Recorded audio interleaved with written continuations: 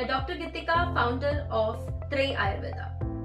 आज हम बात करेंगे फीमेल इनफर्टिलिटी पर। आजकल के बिजी लाइफस्टाइल की वजह से हमें कई हेल्थ प्रॉब्लम्स को फेस करना पड़ता है, जिसमें बांझपन बहुत बड़ी समस्या है, जिस कारण घरों में स्ट्रेस का माहौल बढ़ने लगता है।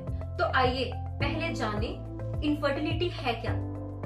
एक साल तक अगर बिना प्रिकॉशन लिए यदि कोई कपल बेबी कंसीव करने के लिए प्लान करता है और इस ड्यूरेशन में एक बार भी प्रेगनेंसी न हो या यूपीटी नेगेटिव आए तो आपको इनफर्टिलिटी है।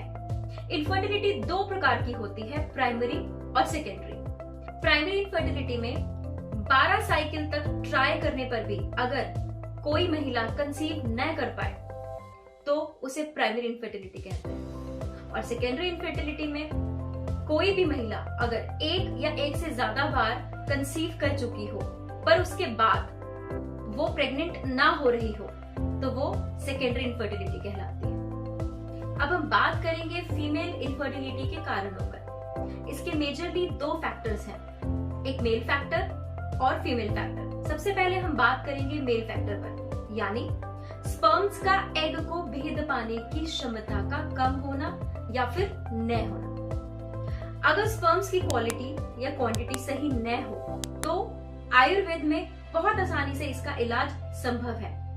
दूसरा फैक्टर है फीमेल फैक्टर। इसके मेनली 7 कारण हैं जो कंसीव करने में बाधा डालते हैं। सबसे पहला है स्ट्रक्चरल एब्नॉर्मैलिटी, यानी फीमेल रिप्रोडक्टिव सिस्टम की बनावट के कारण कंसीव न कर पाना, जैसे सर्विक्स, वजाइना, यूट्रस, ओवरी या फैलोपियन ट्यूब्स में कोई भी जन्म से या किसी और कारण से बदलाव आए तो कंसीव करने में प्रॉब्लम्स हो सकती हैं। दूसरा कारण है हार्मोनल इम्बैलेंस।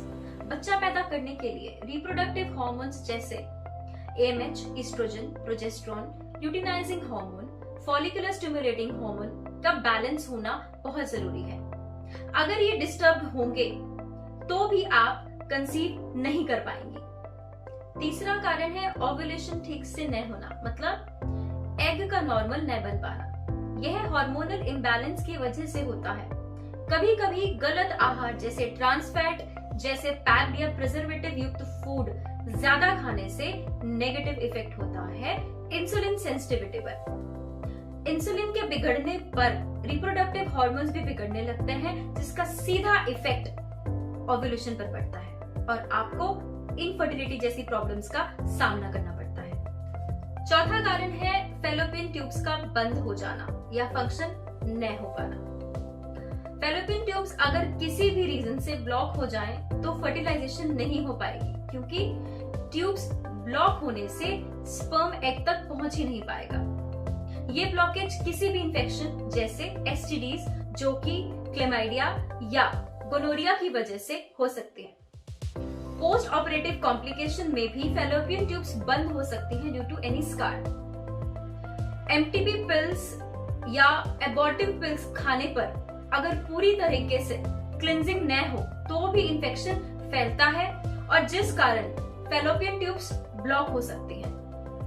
5वां कारण है यूट्रस का हेल्दी न होना, जैसे यंग एज में फाइब्रॉइड, ट्यूमर या कैंसर होने के कारण प्लेसेंटा यूट्रस पर अटैच नहीं हो पाती और बार बार मिसकैरेजेस होते हैं और कुछ केसेस में तो कंसीव होना ही मुश्किल हो जाता है। अगला बहुत बड़ा कारण है स्ट्रेस। आजकल की भागदौड़ भरी जिंदगी में हम खुद को टाइम ही नहीं दे पाते। ऊपर से बढ़ती उम्र और कंसीव न कर पाने का स्ट्रेस और फैमिली प्रेशर बढ़ने से भी हमारा हार्मोनल इम्बैलेंस होने लगता है और आप नॉर्मली कंसीव नहीं कर पाते। अगला रीजन है इडियोपैथिक रीजन। आप सोच रहे होंगे ये इडियोपैथिक रीजन है क्या, यानी कभी ऐसा भी होता है जब किसी भी इनफर्टिलिटी से परेशान पेशेंट के सभी टेस्ट नॉर्मल आए, जैसे फॉलिकुलर मैच्योरेशन बिल्कुल नॉर्मल हो, हार्मोन्स भी बिल्कुल बैलेंस्ड हो या फिर फैलोपियन ट्यूब भी बिल्कुल ठीक हो और उसका कोई भी रीजन ना मिले तो उसे इडियोपैथिक रीजन कहा जाता है और इसका कोई भी सॉल्यूशन नहीं होता। पर इस तरह की प्रॉब्लम्स के लिए आयुर्वेदिक इलाज बहुत ही कारगर होता है। अब हम बात करेंगे कि कैसे हम इस इनफर्टिलिटी प्रॉब्लम से बच सकते हैं, और अगर किसी महिला को इनफर्टिलिटी हो भी जाए तो कैसे आप संतान प्राप्ति कर सकेंगी।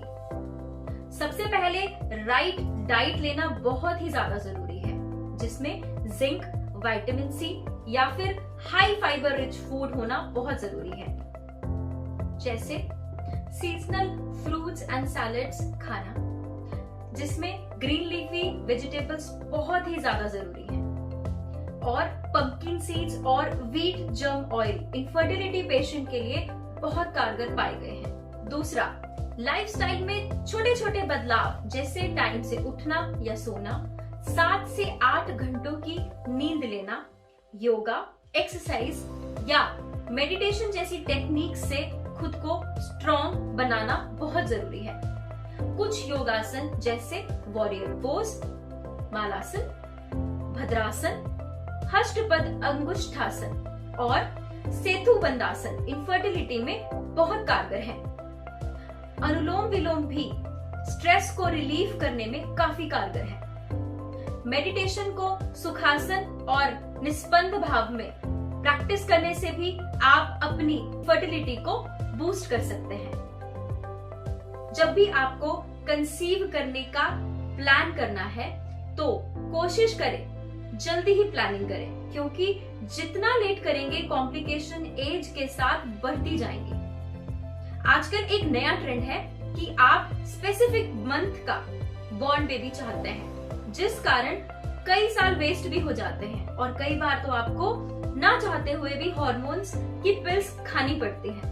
तो ऐसा बिल्कुल भी ना करें। एक नया बीज या संतान नेचर की देन है, इससे खिलवाड़ ना करें और नेचर पर पूरा भरोसा रखें। अगर आपको कभी भी पीरियड्स की प्रॉब्लम या वाइट डिस्चार्ज, अनचाहे बाल, मोटापा, कोई भी गायनिक रिलेटेड प्रॉब्लम आए तो तुरंत ही अपने फैमिली डॉक्टर से कंसल्ट करें और अपनी फर्टिलिटी को बचाएं।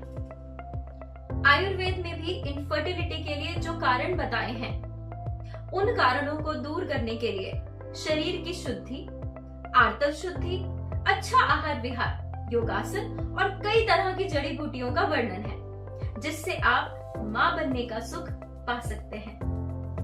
इसके अलावा पंचकर्मा में शोधन प्रक्रिया जैसे लीच थेरेपी, उत्तर बस्ती या नस्य के साथ पूर्व कर्म और पश्चात कर्मों द्वारा कई तरह के इन्फेक्शंस या बंद हुई फैलोपियन ट्यूब्स तक बिना सर्जरी के खुल सकती हैं। तो घबराएं नहीं, बस खुद पर पूरा विश्वास करें और आयुर्वेद को अपनाएं। आज हमने इनफर्टिलिटी पर काफी बातें की। मुझे आशा है आपको इस ज्ञान से काफी लाभ मिला होगा। फिर मिलेंगे ऐसी ही कुछ समस्याओं के सॉल्यूशन के साथ। अधिक जानकारी के लिए नीचे दिए गए नंबर्स पर आप कॉल या व्हाट्सएप भी कर सकते हैं। आज के लिए बस इतना ही। नमस्कार।